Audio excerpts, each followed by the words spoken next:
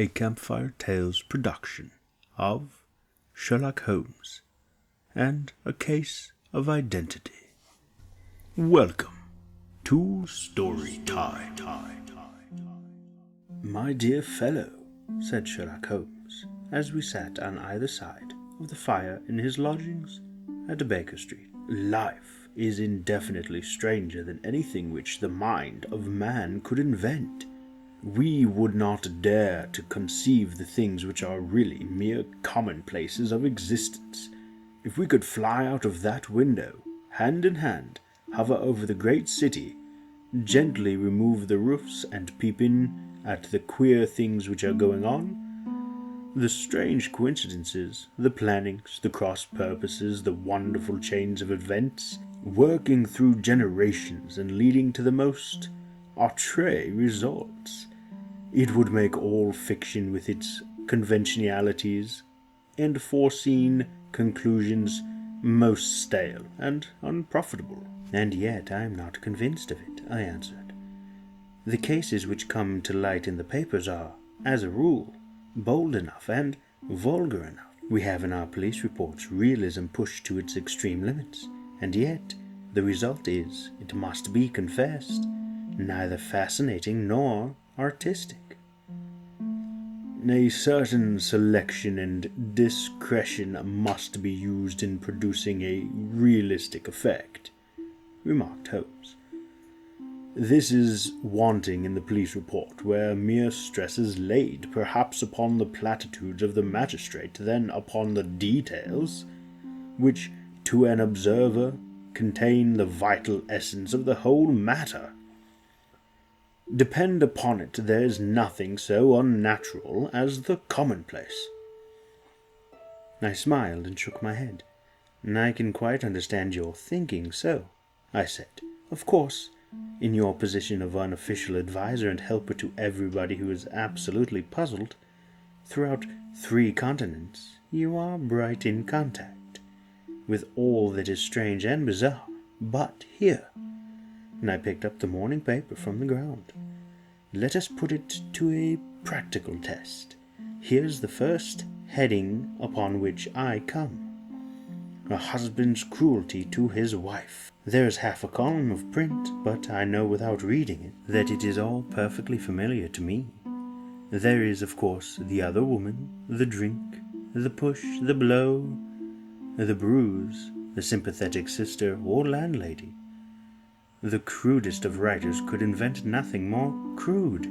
Indeed, your example is an unfortunate one for your argument, said Holmes, taking the paper and glancing his eye down it. This is the Dundas separation case, and, as it happens, I was engaged in clearing up some small points in connection with it. The husband was a teetotaler. There was no other woman, and the conduct complained of was that he drifted into the habit of winding up every meal by taking out his false teeth and hurling them at his wife, which, you will allow, is not an action likely to occur to the imagination of the average storyteller. Take a pinch of snuff, Doctor, and acknowledge that I have scored over you in your example. And he held out his snuff-box of old gold, with a great amethyst in the center of the lid. Its splendor was in such contrast to his homely ways and simple life that I could not help commenting upon it. Ah, said he, I forgot that I had not seen you for some weeks. It is a little souvenir from the King of Bohemia, in return for my assistance in the case of the Irene Adler papers. And the ring? I asked, glancing at a remarkable brilliant which sparkled upon his finger. It was from the reigning family of Holland, though the matter in which I served them was of such delicacy that I cannot confide it even to you, who have been good enough to chronicle 1 or 2 of my little problems. And have you any on hand just now? I asked with interest. Oh, some 10 or 12, but none which present any feature of interest. They are important, you understand, without being interesting.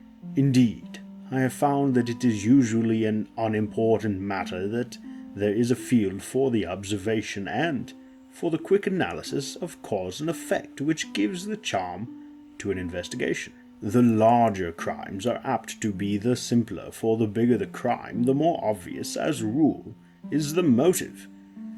In these cases, save for one rather intricate matter which has been referred to me from Marcellus, there is nothing which presents any features of interest. It is possible, however, that I may have something better before very many minutes are over, for this is one of my clients, or I am much mistaken."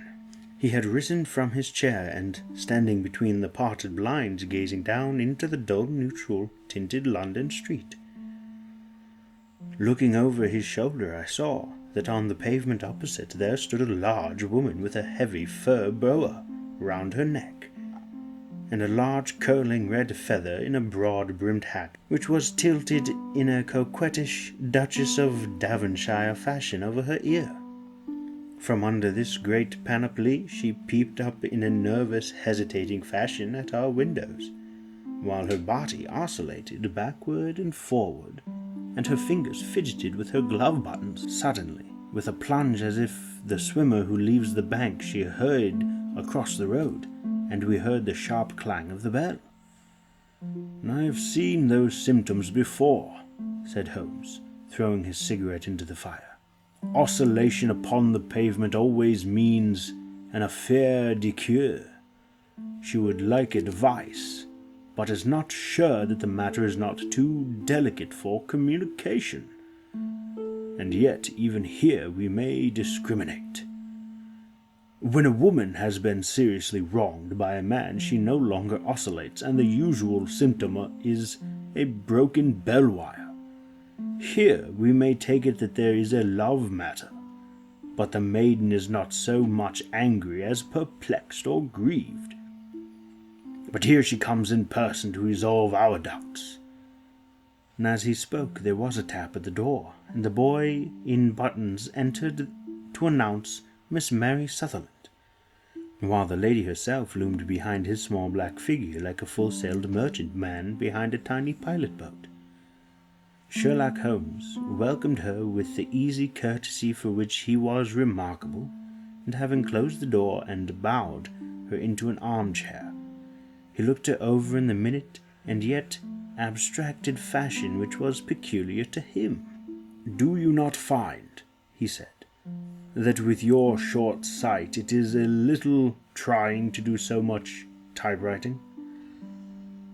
"I did at first," she answered, "but now I know where the letters are without looking." Then, suddenly realizing the full purport of her words, she gave a violent start and looked up, with fear and astonishment upon her broad, good-humoured face. "You've heard about me, Mr. Holmes?" she cried. "Else how could you have known all that?" "Never mind," said Holmes, laughing. "It is my business to know things.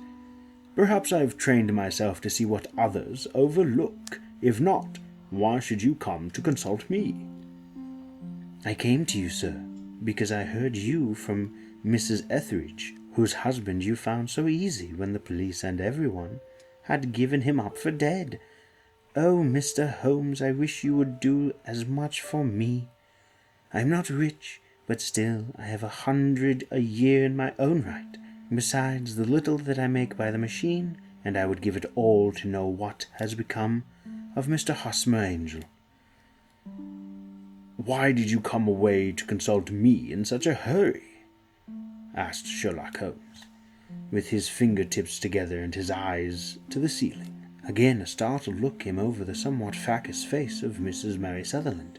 "Yes, I did bang out of the house," she said, "for it made me angry to see the easy way in which Mr. Windibank, that is, my father, took it all. He would not go to the police, and he would not go to you, and so at last, as he would do nothing, and kept on saying that there was no harm done, it made me mad, and I just on with my things and came right away to you." "Your father," said Holmes. your stepfather, surely, since the name is different. Yes, my stepfather. I call him father, though it sounds funny too, for he's only 5 years and 2 months older than myself. And your mother is alive? Oh yes, mother is alive and well. I wasn't best pleased, Mr. Holmes, when she married again so soon after father's death, and a man who was nearly 15 years younger than herself. Her father was a plumber in the Tottenham Court Road, and he left a tidy business behind him which mother carried on with Mr. Hardy, the foreman. But when Mr. Windibank came, he made her sell the business, for he was very superior, being a traveller in wines. They got £4,700 for the goodwill and interest, which wasn't near as much as father could have got if he had been alive. I had expected to see Sherlock Holmes impatient under this rambling and inconsequential narrative, but on the contrary, he had listened with the greatest concentration of attention. "Your own little income," he asked, "does it come out of the business?" "Oh no, sir. It is quite separate and was left me by my Uncle Ned in Auckland. It is in New Zealand, stock paying 4.5%. £2,500 was the amount, but I can only touch the interest." "You interest me extremely," said Holmes, "and since you drew so large a sum as 100 a year, with what you earn into the bargain, you no doubt travel a little and indulge yourself in every way. I believe that a single lady can get on very nicely upon an income of about £60. I could do with much less than that, Mr. Holmes. But you understand that as long as I live at home, I don't wish to be a burden to them, and so they have the use of the money just while I am staying with them. Of course, that is only just for the time. Mr. Windibank draws my interest every quarter and pays it over to mother, and I find that I can do pretty well with what I earn at typewriting. It brings me 2 pence a sheet, and I can often do from 15 to 20 sheets in a day."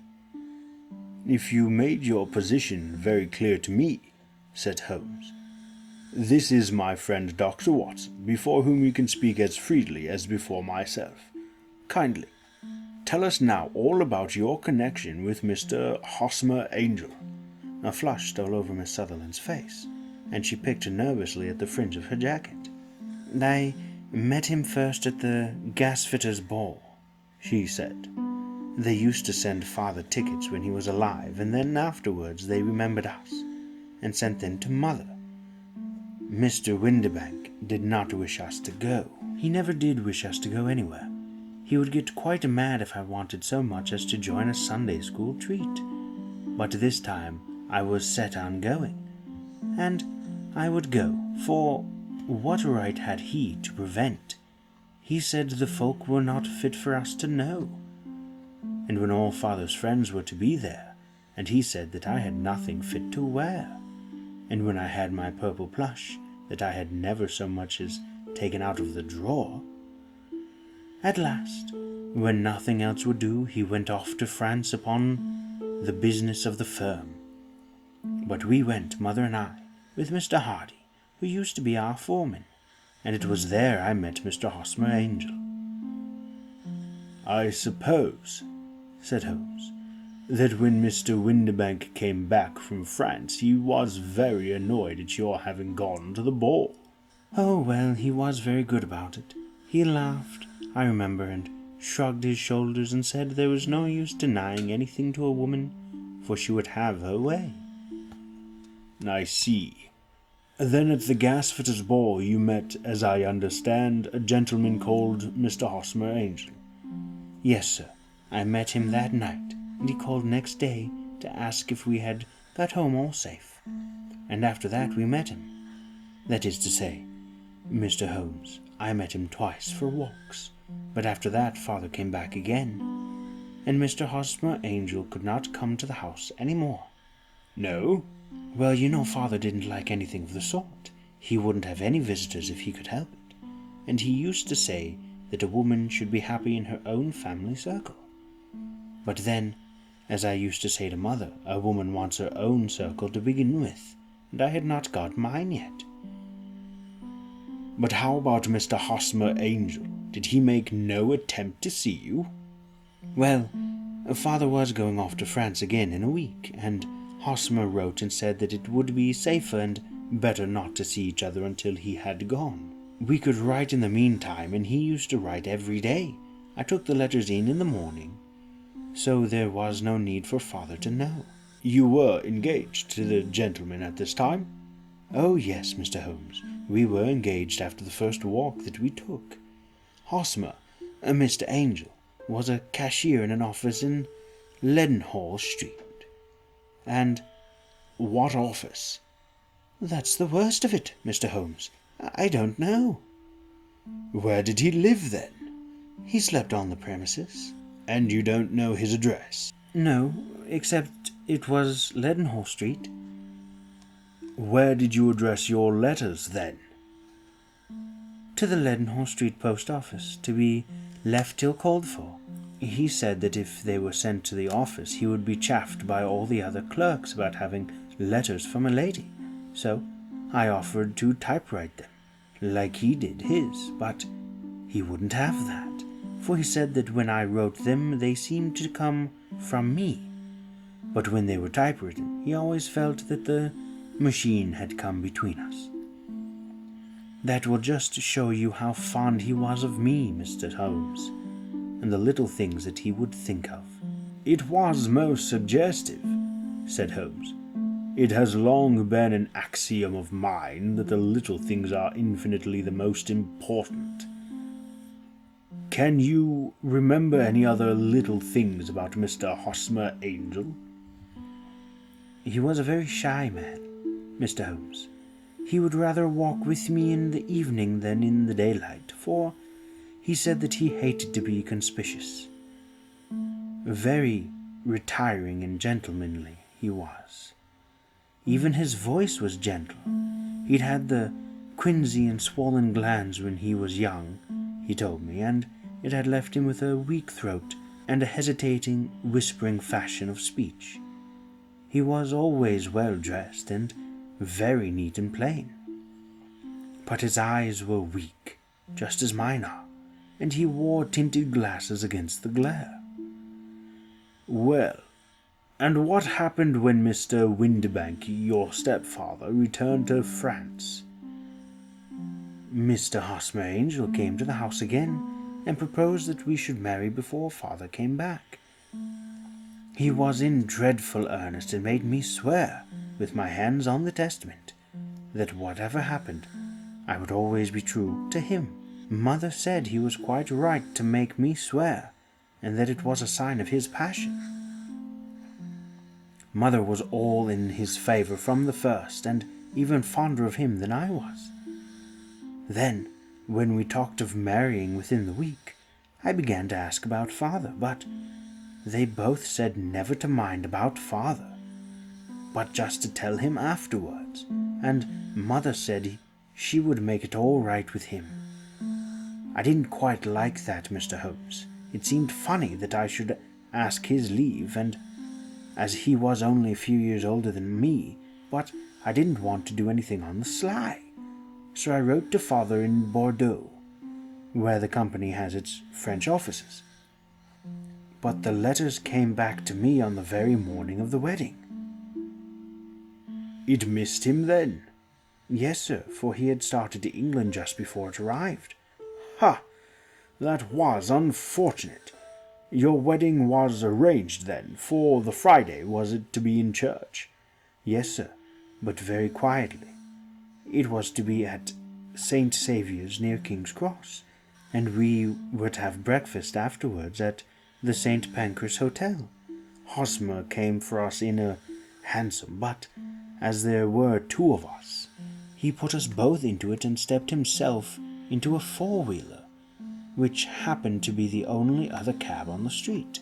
We got to the church first, and when the four-wheeler drove up, we waited for him to step out, but he never did. And when the cabman got down from the box and looked, there was no one in there. The cabman said that he could not imagine what had become of him, for he had seen him get in with his own eyes.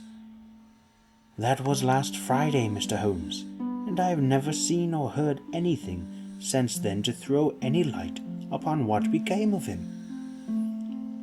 It seems to me that you have been very shamefully treated, said Holmes. Oh, no, sir.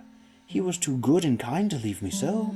Why, all the morning he was saying to me that whatever happened, I was to be true, and that even if something quite unforeseen occurred to separate us, I was always to remember that I was pledged to him, and that he would claim his pledge sooner or later.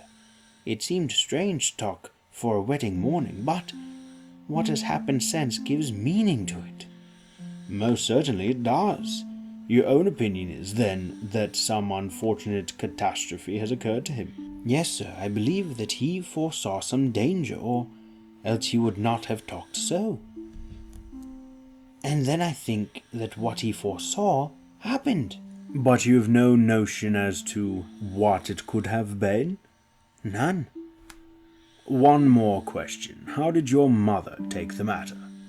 She was angry, and said that I was never to speak of the matter again. And your father? Did you tell him? Yes, and he seemed to think with me that something had happened and that I should hear of Hosmer again. As he said, what interest could anyone have in bringing me to the doors of the church and then leaving me? Now, if he had borrowed my money, or if he had married me and got my money settled on him, there might be some reason. But Hosmer was very independent about money and never would look at a shilling of mine. And yet, what could have happened? And why could he not write? Oh, it drives me half mad to think of it, and I can't sleep a wink at night. She pulled a little handkerchief out of her muff and began to sob heavily into it. I shall glance into the case for you, said Holmes, rising, and I have no doubt that we shall reach some definite result. Let the weight of the matter rest upon me now, and do not let your mind dwell upon it further. Above all, try to let Mr. Hosmer Angel vanish from your memory, as he has done from your life. Then you don't think I'll see him again? I fear not. Then what has happened to him? You will leave that question in my hands. I should like an accurate description of him, and any letters of which you can spare. I advertised for him in last Sunday's Chronicle, she said. Here is the slip, and here are 4 letters from him. Thank you, and your address? Number 31, Line Place, Camberwell. Mr. Angel's address you never had, I understand. Where's your father's place of business? He travels for Westhouse and Marbank, the great claret importers of French Church Street. Thank you. You've made your statement very clearly. You will leave the papers here and remember the advice which I have given you. Let the whole incident be a sealed book, and do not allow it to affect your life. You are very kind, Mr. Holmes, but I cannot do that. I shall be true to Mr. Hosmer. He shall find me ready when he comes back.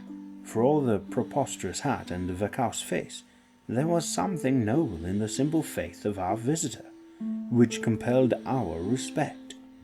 She laid her little bundle of papers upon the table and went her way, with a promise to come again whenever she might be summoned. Sherlock Holmes sat silent for a few minutes, with his fingertips still pressed together, his legs stretched out in front of him and his gaze directed upward to the ceiling. Then he took down from the rack the old and oily clay pipe, which was to him as a counsellor, and having lit it, he leaned back in his chair with the thick blue cloud wreaths spinning up from him, and a look of infinite languor in his face. Quite an interesting study, that maiden, he observed. I found her more interesting than her little problem, which, by the way, is rather a trite one. You will find parallel cases if you consult my index in Andover in '77. and there was something of the sort at the How last year, old as is the idea. However, there were one or two details which were new to me, but the maiden herself was most instructive. You appeared to read a good deal upon her which was quite invisible to me, I remarked.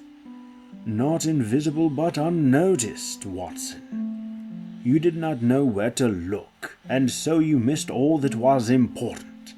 I can never bring you to realize the importance of sleeves, the suggestiveness of thumbnails, or the great issues that may hang from a bootlace.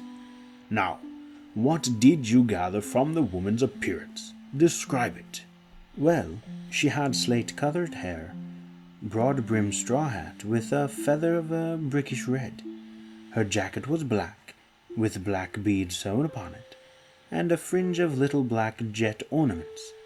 Her dress was brown, rather darker than coffee color, with a little purple plush at the neck and sleeves. Her gloves were grayish and were worn through at the right forefinger. Her boots I didn't observe. She had small, round, hanging gold earrings, and a general air of being fairly well-to-do, in a vulgar, comfortable, easy-going way. Sherlock Holmes clapped his hands softly together and chuckled. "Upon my word, Watson, you are coming along wonderfully. You have really done very well indeed.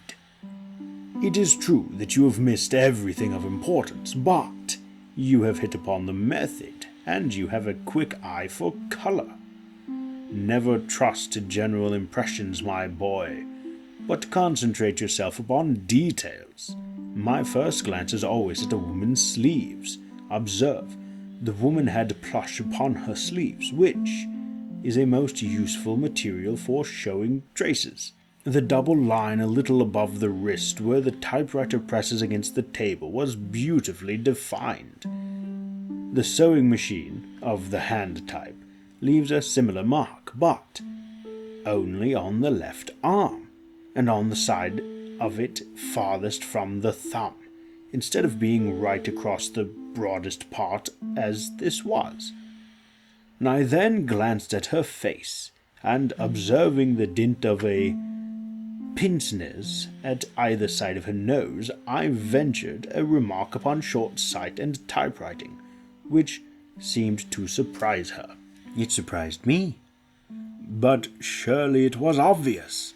I was then much surprised and interested on glancing down to observe that, though the boots which she was wearing were not unlike each other, they were really odd ones, the one having a slightly decorated toe cap, and the other a plain one.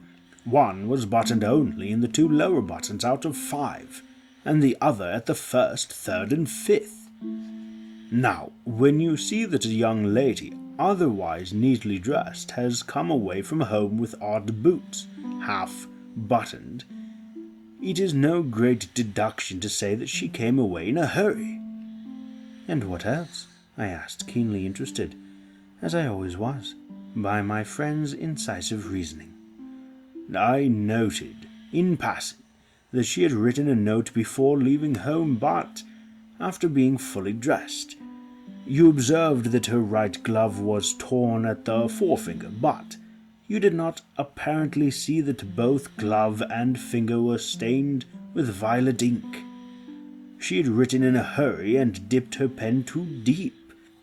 It must have been this morning, or the mark would not remain clear upon the finger. All this is amusing, though rather elementary, but I must go back to business, Watson. Would you mind reading me the advertised description of Mr. Hosmer Angel? I held the little printed slip to the light. Missing, it said, on the morning of the 14th, a gentleman named Hosmer Angel, about 5'7" in height, strongly built, sallow complexion, black hair, a little bald in the center, bushy black side whiskers, and a mustache, tinted glasses, slight infirmity in speech, was dressed when last seen in black frock coat, faced with silk, black waistcoat, gold Albert chain and grey Harris tweed trousers. with brown gaiters over elastic-sided boots. Known to have been employed in an office in Leadenhall Street.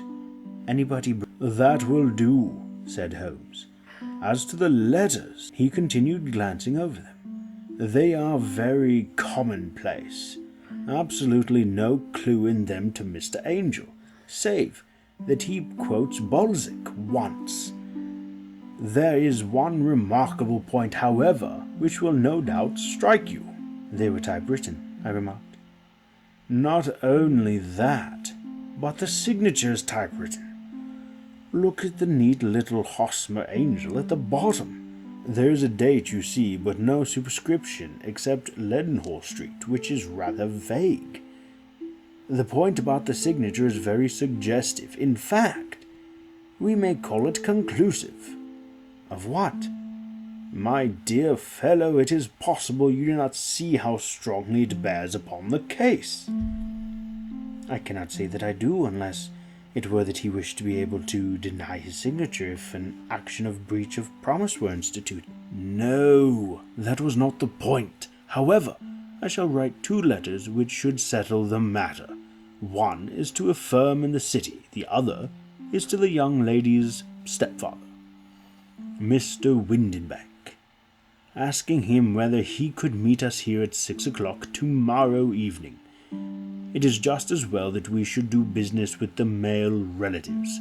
And now, Doctor, we can do nothing until the answers to those letters come, so we may put our little problem upon the shelf for the interim. I had so many reasons to believe my friend's subtle powers of reasoning and extraordinary energy in action that I felt that he must have some solid grounds for the assured and easy demeanor with which he treated the singular mystery which he had been called upon to fathom. Only once had I known him to fail, in the case of the King of Bohemia and the Irene Adler photograph. But when I looked back to the weird business of the Sign of the Four and the extraordinary circumstances connected with the study in scarlet, I felt that it would be a strange tangle indeed which he could not unravel. I left him then, still puffing at his black clay pipe, with the conviction that when I came again the next morning, I would find that he held in his hands all the clues which would lead up to the identity of the disappearing bridegroom of Miss Mary Sutherland. A professional case of great gravity was engaging my own attention at the time, and the whole of next day I was busy at the bedside of the sufferer. It was not until close upon 6 o'clock that I found myself free and was able to spring into a hansom and drive to Baker Street, half afraid that I might be too late to assist at the denouement of the little mystery. I found Sherlock Holmes alone, however, half asleep, with his array of bottles and test tubes, with the pungent, cleanly smell of hydrochloric acid, told me that he had spent his day in the chemical work which was so dear to him. "Well, have you solved it?" I asked as I entered. Yes, it was bisulfate of baryta.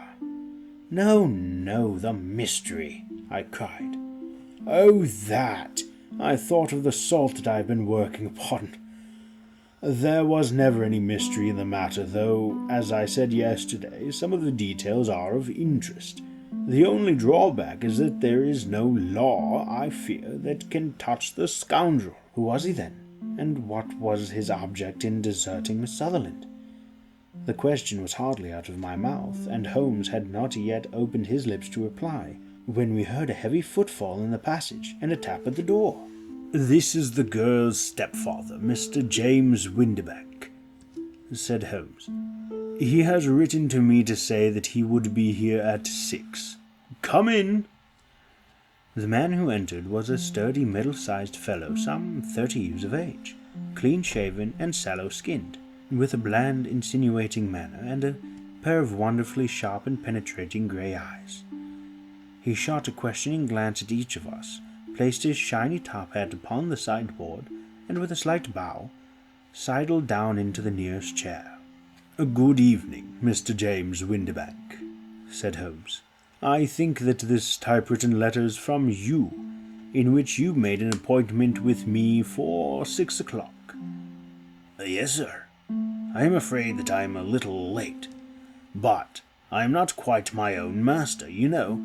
I am sorry that Miss Sutherland had troubled you about this little matter, for I think it is far better not to wash linen of the sort in public.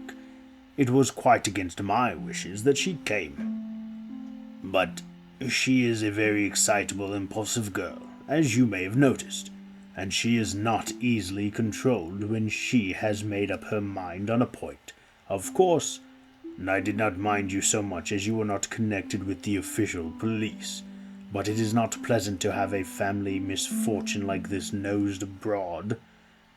Besides, it is a useless expense, for how could you possibly find this Hosmer Angel? On the contrary, said Holmes quietly, I have every reason to believe that I will succeed in discovering Mr. Hosmer Angel.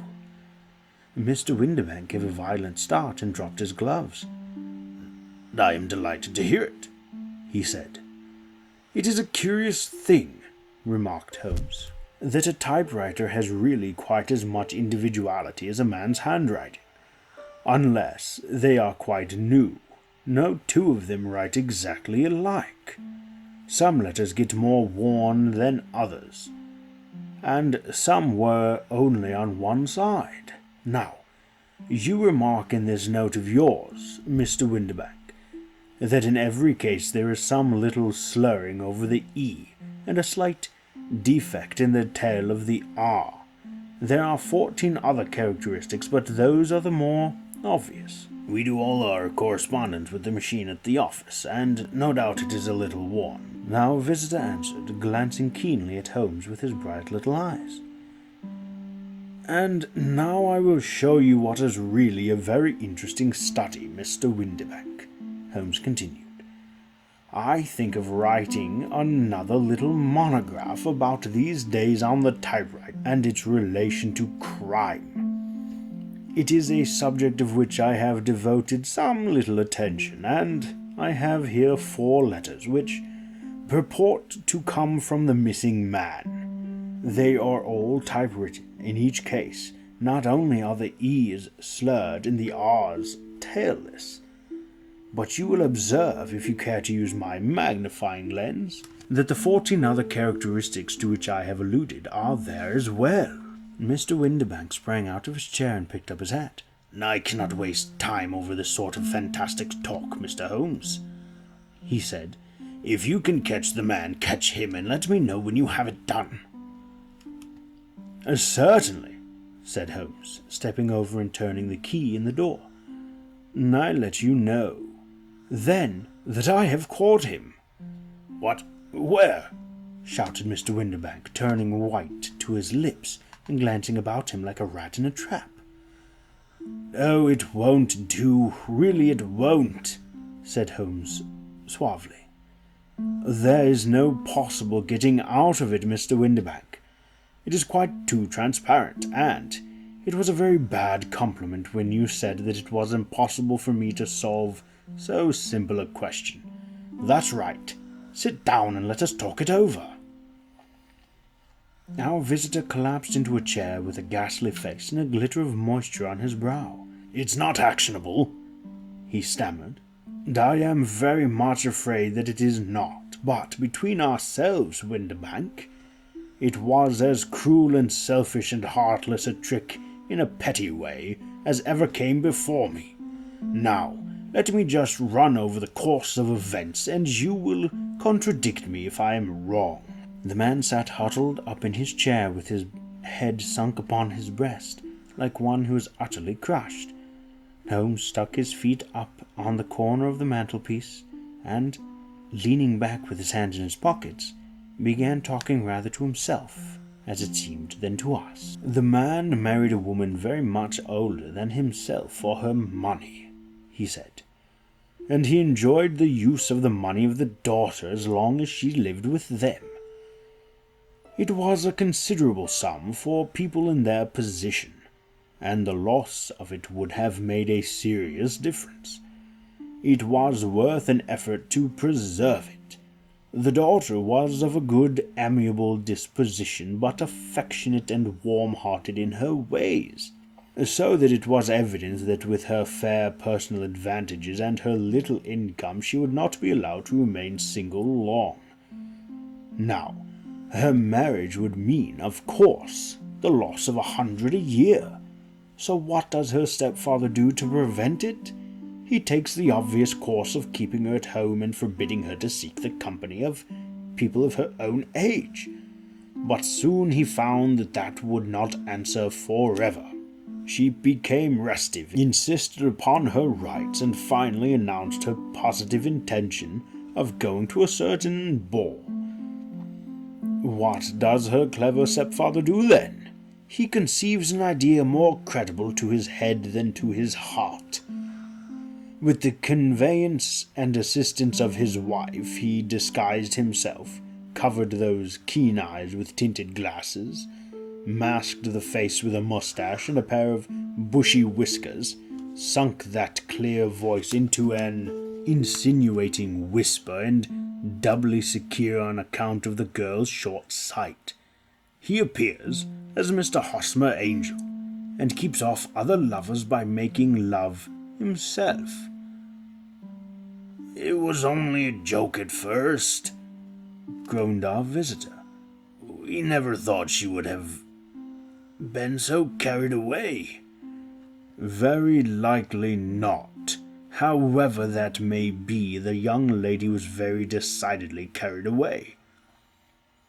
And having quite made up her mind that her stepfather was in France, the suspicion of treachery never for an instant entered her mind. She was flattered by the gentleman's attentions, and the effect was increased by the loudly expressed admiration of her mother. Then Mr. Angel began to call, for it was obvious that the matter should be pushed as far as it would go if a real effect was to be produced. There were meetings and an engagement which would finally secure the girl's affections from turning toward anyone else. But the deception could not be kept up forever. These pretended journeys to France were rather cumbrous. The thing to do was clearly to bring the business to an end in such a dramatic manner that it would leave a permanent impression upon the young lady's mind, and prevent her from looking upon any other suitor for some time to come. Hence those vows of fidelity exacted upon a testament, and hence also the allusions to a possibility of something happening on the very morning of the wedding. James Windibank wished Miss Sutherland to be so bound to Hosmer Angel and so uncertain as to his fate that for 10 years to come, at any rate, she would not listen to another man. As far as the church door he brought her, and then, as he could go no further, he conveniently vanished away by the old trick of stepping in at one door of a four-wheeler and out at the other. I think that was the chain of events, Mr. Windibank." Now, visitor had recovered something of his assurance while Holmes had been talking, and he rose from his chair now with a cold sneer upon his pale face. "It may be so, or it may not, Mr. Holmes," said he. "But if you are so very sharp, you ought to be sharp enough to know that it is you who are breaking the law now, and not me. I have done nothing actionable from the first, but as long as you keep that door locked, you lay yourself open to the action for assault and illegal constraint. The law cannot, as you say, touch you," said Holmes, unlocking and throwing open the door. "Yet there never was a man who deserved punishment more. If the young lady has a brother or friend, he ought to lay a whip across your shoulders, by Jove," he continued, flushing up to the sight of the bitter sneer upon the man's face. "It is not part of my duties to my client, but there's a hunting crop handy, and I think I shall just treat myself to—" He took 2 swift steps to the whip, but before he could grasp it there was a wild clatter of steps upon the stairs, and the heavy hall door banged, and from the window he could see Mr. James Windibank running at top speed down the road. "There's a cold-blooded scoundrel," said Holmes, laughing, as he threw himself down into his chair once more. "That fellow will rise from crime to crime until he does something very bad, and ends on a gallows. The case has, in some respect, been not entirely devoid of interest." "I cannot now entirely see all the steps of your reasoning," I remarked. "Well, of course it was obvious from the first that this Mr. Hosmer Angel must have some strong object for his curious conduct, and it was equally clear that the only man who really profited by the incident, as far as we could see, was the stepfather. Then the fact that the two men were never together, but that the one always appeared when the other was away, was suggestive.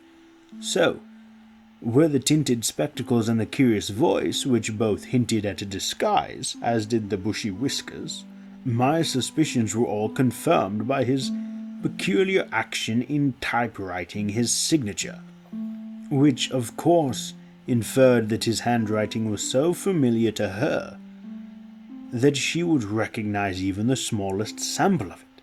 You see, all these isolated facts, together with many minor ones, all pointed in the same direction." "And how did you verify them?" "Having once spotted my man, it was easy to get corroboration. I knew the firm for which this man worked. Having taken the printed description, I eliminated everything from it which could be the result of a disguise. The whiskers, the glasses, the voice, and I sent it to the firm, with a request that they would inform me whether it answered to the description of any of their travellers. I had already noticed the peculiarities of the typewriter, and I wrote to the man himself at his business address, asking him if he would come here. As I expected, his reply was typewritten and revealed the same trivial but characteristic defects.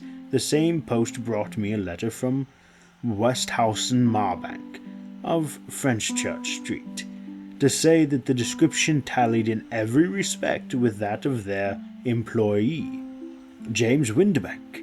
Voilà tout." "And Miss Sutherland?" "If I tell her, she will not believe me. You may remember the old Persian saying, 'There is danger for him who taketh the tiger cub, and danger also for whoso snatches a delusion from a woman.' There is as much sense in Hafitz as in Horace, and as much knowledge of the world." If you enjoyed the story, please like, comment, and subscribe so that you never miss the next one. And for news and updates, follow me on Twitter. The information shall be in the description. Fare thee well, my friends. Until next time.